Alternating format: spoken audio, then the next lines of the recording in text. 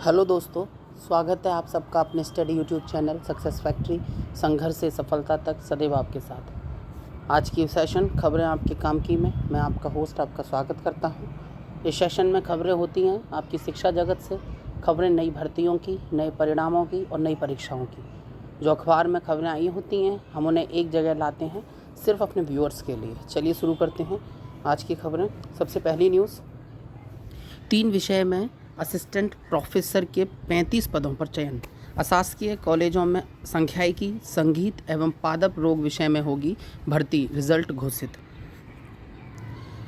उत्तर प्रदेश से खबर है, उच्च शिक्षा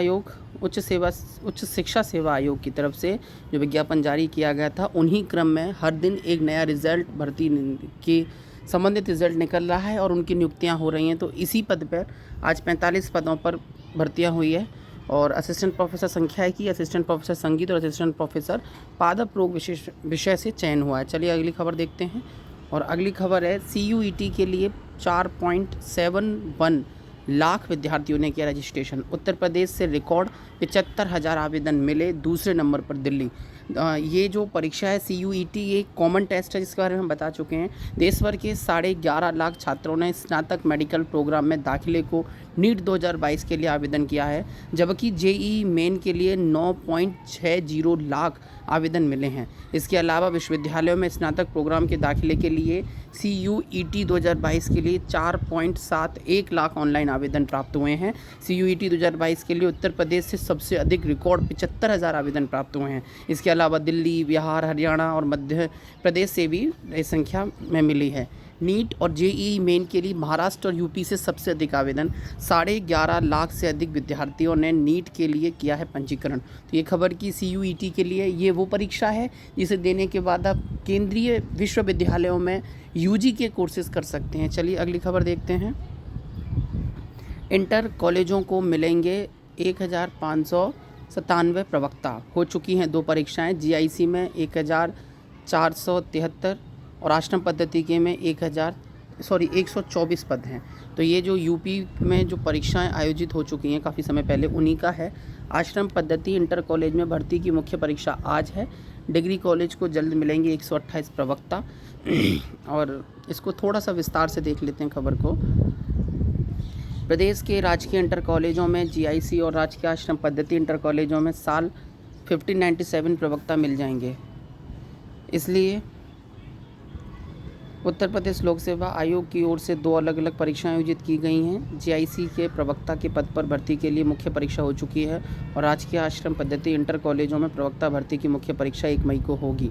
UPPSC की ओर से राजकीय इंटर कॉलेज और राजकीय आश्रम पद्धति इंटर कॉलेजों में प्रवक्ता के पद पर यह भर्ती की प्रक्रिया चल रही है। और ये खबर थी आपकी, इंटर कॉलेजों को मिलेंगे 1597 लेक्चरर। चलिए अगली खबर देखते हैं।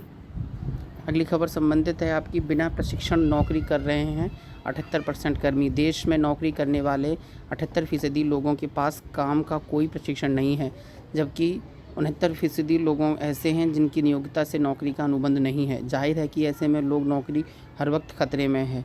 चलिए अगली खबर देखते हैं। पेंशन ग्रेजुएटी के लिए अब नहीं करना पड़ेगा इंतज़ार। ये खबर लखनऊ से है। मुख्यमंत्री योगी आदित्यनाथ वित्त विभाग की ओर से तैयार करे गए पेंशन पोर्टल का रविवार को लोक भवन में उद्घाटन करेंगे। इस पोर्टल के शुरू होने से प्रदेश सरकार के सेवानिवृत्त होने वाले कर्मचारियों को पेंशन के लिए भटकना नहीं पड़ेगा। अब सेवानिवृत्त के 6 माह पहले से ही कर्मचारी के आवेदन के साथ ही पेंशन आदि की प्रक्रिया शुरू हो जाएगी और 3 माह शेष रहने तक पेंशन ग्रेजुएटी आदि के भुगतान के आदेश जारी रह जाएंगे। अब तक लागू व्यवस्था में पेंशनर को ही सारे अभिलेख जुटाने पड़ते थे और भागदौड़ करनी पड़ती थी। पेंशनर प्रपत्र संबंधी अभिलेख डाक द्वारा PPU गिरफ्त करने वाले अधिकारी को भेजे जाते थे। ये पेंशनर्स के लिए बड़ी परेशानी होती थी रिटायरमेंट के बाद। अब सरकार ने अच्छा कदम उठाया। चलिए अगली खबर देखते हैं। दूसरे प्रदेश का अनुभव भी नियुक्ति में मान्य, गैर राज्य के अनुभवियों को लाभ का निर्देश। प्रोन्नति व वेतन वृद्धि में भी मिलेगा, लाभ लेने को कहा। ये खबर प्रयागराज से आ रही है और प्रयागराज की खबर है। इलाहाबाद हाईकोर्ट ने गैर राज्यों के महाविद्यालयों में असिस्टेंट प्रोफेसर के पद पर शैक्षणिक अनुभव को उत्तर प्रदेश के महाविद्यालयों की सेवा में जोड़ने का निर्देश दिया है। यह आदेश न्यायमूर्ति सिद्धार्थ ने डॉक्टर अनूप कुमार पांडे की याचिका पर अधिवक्ता सिंह से सुनकर दिया गया। कोर्ट ने छत्तीसगढ़ के 2 सरकारी महाविद्यालयों में प्राप्त शैक्षणिक अनुभव को याची की सेवा से जोड़कर उसे प्रोन्नति व वेतन वृद्धि आदि में लाभ देने को कहा है। तो ये खबर है आपकी इलाहाबाद से, और दरअसल इसमें एक छोटा सा पढ़ लीजिए क्योंकि हो सकता है ये आपके भी कभी काम आ जाए। इस आधार पर याची कैरियर एडवांसमेंट स्कीम के तहत प्रमोशन व सीनियर स्केल पाने का अधिकारी है, लेकिन निर्देशालय उच्च शिक्षा ने याची को यह लाभ देने से इनकार कर दिया है। उसका शैक्षणिक अनुभव नहीं जोड़ा जा रहा है। अधिवक्ता का कहना था कि 2018 के यूजीसी रेगुलेशन के अनुसार किसी भी राज्य के महाविद्यालय में अनुभव प्राप्त किया होना चाहिए। तो यह थी खबर आपकी। एक्सपीरियंस्ड सर्टिफिकेट जो मान्य नहीं होते हैं, तो अभी ये कहा गया है कि अदर स्टेट से अगर आपने कोई एक्सपीरियंस लिया है तो वो भी इस विभाग में लागू होगा, उच्च शिक्षा के में। चलिए अगली खबर देखते हैं। आंतरिक परीक्षा के अंक बिना एडमिट कार्ड पर रोक। सेमेस्टर और बीएड के आंतरिक परीक्षा के अंक ऑनलाइन अपलोड नहीं करने का खामियाजा अब छात्रों को भुगतना होगा। पोर्टल पर इंटरनल अंक अपलोड नहीं करने पर विश्वविद्यालय ने छात्रों के एडमिट कार्ड जारी नहीं करेंगे। विश्वविद्यालय के अनुसार कॉलेज को परीक्षा शुरू होने से 10 दिन पहले तक हर हाल में इंटरनल के अंक अपलोड करने होंगे। इस स्थिति में एडमिट कार्ड जारी होने पर संबंधित कॉलेज जिम्मेदार होगा।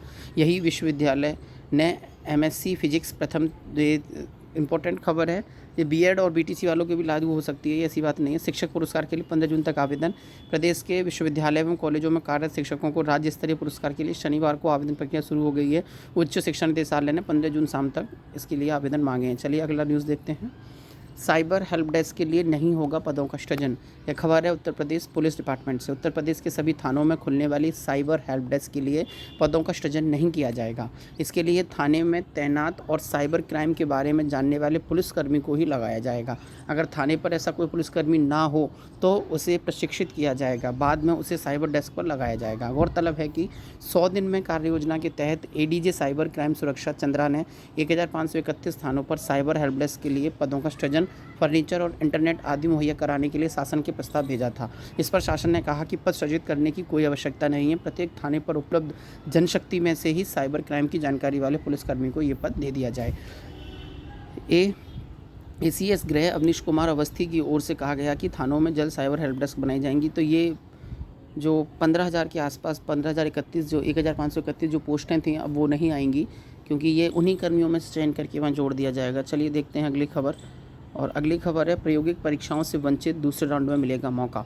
यूपी बोर्ड की 2022 की बोर्ड परीक्षाओं के बाद प्रायोगिक परीक्षाएं कराई जा रही हैं। प्रायोगिक परीक्षाएं 2 चरण में कराई जा रही हैं। दूसरे चरण में 8 मंडलों में परीक्षा अभी संचालित हैं जो 4 मई तक चलेंगी।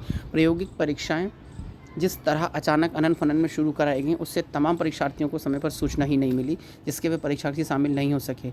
ऐसी स्थिति में दूसरा मौका दिया जाएगा, ऐसा इसमें लिखा हुआ है। परीक्षा छूटने से चिंतित परीक्षार्थियों के लिए बोर्ड ने राहत भरी खबर दी है। बोर्ड सचिव दिव्याकांत शुक्ल ने कहा कि वंचित परीक्षार्थियों की परीक्षा के लिए दूसरा राउंड चलाया जाएगा। ठीक है, तो जो यूपी बोर्ड के प्रैक्टिकल जिनके छूट गए हैं या वैसे तो नहीं छूटने चाहिए पर छूट भी गए हैं, तो बोर्ड एक मौका और दे रहा है। परीक्षा का तक प्रपत्र ही नहीं पहुंचे थे। यूपी बोर्ड ने पहले चरण में 20 अप्रैल से 27 अप्रैल तक आगरा, सहारनपुर, बरेली, लखनऊ, झांसी, चित्रकूट, अयोध्या, आजमगढ़, देवीपाटन व बस्ती मंडल में प्रायोगिक परीक्षाएं कराईं। दूसरे चरण में अलीगढ़, मेरठ, मुरादाबाद, कानपुर, प्रयागराज, मिर्ज़ापुर, वाराणसी और गोरखपुर मंडल में परीक्षाएं कराई जा रही हैं। पहले चरण में शुरुआत के 2 दिन तो ज़्यादातर परीक्षक तक प्रपत्र ही नहीं पहुंचे, वहाँ ज़्यादातर परीक्षार्थियों की प्रायोगिक परीक्षाओं की जानकारी नहीं दी जा सकी थी। बोर्ड सचिव ने बताया कि जिन परीक्षार्थियों की प्रायोगिक परीक्षा किसी कारणवश छूट गई है वे चिंतित होने की ज़रूरत नहीं है। दोनों चरणों की परीक्षा संपन्न होने के बाद वंचित रह गए परीक्षार्थियों के लिए दूसरे राउंड की भी चलाया जाएगा। तो ये अच्छी खबर है। जिन विद्यार्थियों की यूपी बोर्ड की प्रैक्टिकल छूट गए हैं वो परेशान ना हो, उनकी प्रैक्टिकल एक चरण में और करा दी जाएंगी। चलिए अगली खबर देखते हैं। और अगली खबर आ रही है हमारी, बस आज इतनी ही न्यूज़ है। अगर इस सेशन में से कोई भी खबर आपके काम की हो, वैसे तो सेशन का नाम ही खबरें आपके काम की है, पर फिर भी अगर कोई खबर आपके काम की हो तो प्लीज़ आप हमारे चैनल को लाइक करें, वीडियोज़ को लाइक करें, अपने फ्रेंड्स तक शेयर करें। हो सकता है आपके काम में ना आए खबर तो किसी और तक शेयर कर दें, उसके काम आ जाएंगी। और किसी की सहायता करने में कोई हर्ज नहीं है। आप हमारे चैनल को सब्सक्राइब कर सकते हैं और हमारे चैनल को अपना सपोर्ट दे सकते हैं। ऐसी ही और तमाम वीडियोस को पाने के लिए आप बेल आइकन ज़रूर दबाएं ताकि सबसे पहले आपको नोटिफिकेशन पहुंच जाए और आप उससे लाभान्वित हो चलें।